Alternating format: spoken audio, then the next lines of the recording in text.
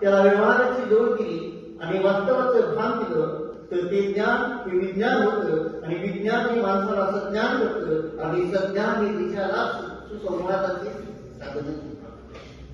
आणि म्हणून विवेकानंदाला अध्यात्म आणि विज्ञान यांचा समन्वय करणारं अभिप्रेत असणारं ज्ञान, जगण्याचं ज्ञान, सामर्थ्याचं ज्ञान हे घेत असताना जो सामर्थ्यानं देतो त्याच्याकडूनच ते मिळते.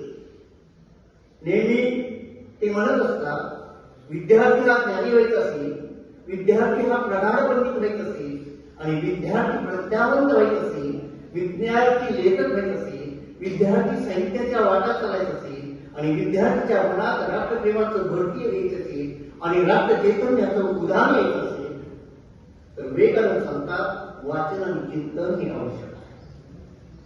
हे वाचन सर्वधर्म समाभावाचं असावं. हे वाचन